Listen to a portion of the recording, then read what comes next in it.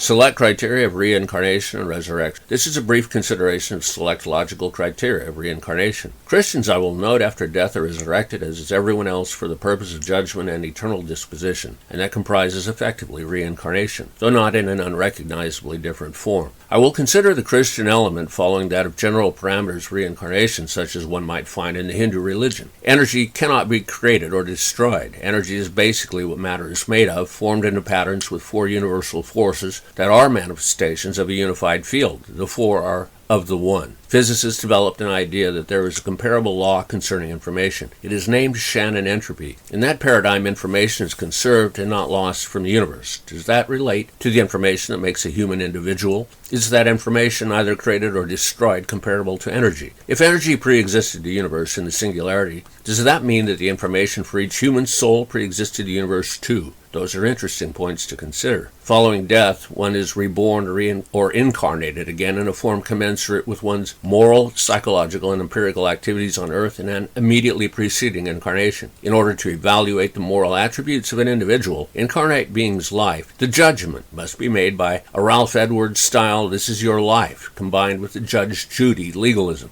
An objective moral standard need exist and be applied impartially with equal treatment of the moral law to all beings. The observations and surveillance required would far exceed that of the NSA, FISA, and Kant's categorical imperative. It is remarkable to consider the elements for making moral judgments required for fair application and assignment of accurate roles for reincarnated humans. Each human is an individual who interacts with others in a society, each moment of one's life under surveillance by God, and every thought would be placed into a formula to calculate accurately the next life's destiny and role. Each act that occurs, and every wave of action and experience an individual has, would also drop into the formula. Many of the experiences, such as accidents, may not occur because of willful determination by an individual. There would tend to be a need for the judge to have social networks of collective responsibility that would exceed parameters for individual accountability. Individuals with similar lives might have coincidental parameters for reincarnation, yet disparate individual lives and experiences could have coinciding fates because of social networking responsibility judged by the moral superagency to be the paramount factor for determining disposition for reincarnate status. This is a brief examination of a few selected parameters of reincarnation rather than a comprehensive treatment, so I would like to stress the complexity of calculating the moral values and causal relationships of an individual for themselves multiplied by the virtually infinite number of social relationship values. Even the values of President Biden, such as exist, affect every other member of the human race. An omniscient, omnipotent, omnipresent God would have the capacity of making an infinite number of calculations for a planet with 8 or 10 billion people. Reincarnation does imply predestination, though, and it also implies a degree of moral responsibility of God for determining the moral standards, perfection, for example,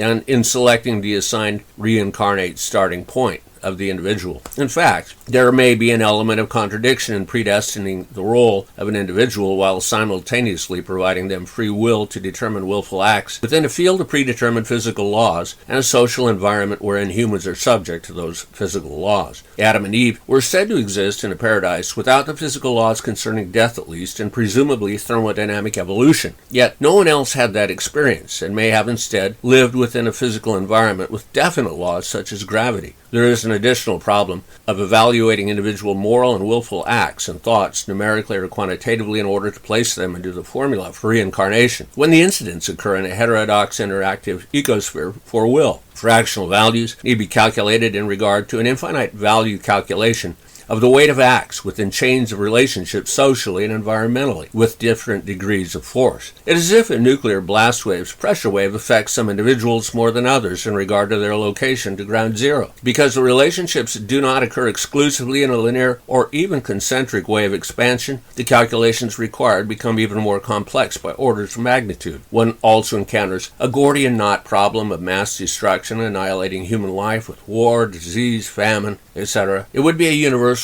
equalizer of individual experience, culminating in erasure of the species. How are reincarnation calculations then calculated? Does that mean that mass human destruction reaching an extinction event cannot occur without appropriate mass human guilt because of willful acts deserving of death? If civilizations acquiesce in political acts disrespecting God's express will, perhaps that could occur. Mass destruction seems possible, and even more so since humanity and the Biden administration policies in Ukraine, border insecurity, and environmental lassitude raised the odds of an extinction milieu after the Cold War ending reduction. Does God need to use some over history techniques to expiate or minimize immediate prospects for mass human self-destruction, perhaps intervening with miracles or built-in predetermined social structures or events as constants for some reason? Perhaps he wants the human experiment to continue as some might yet be saved or determined to be fit for eternal life with his help. God may stipulate that free humanity is sinful and worthy of death. He may choose to eschew endless infinities of calculations for assigning individual responsibility to place them in a complex mathematical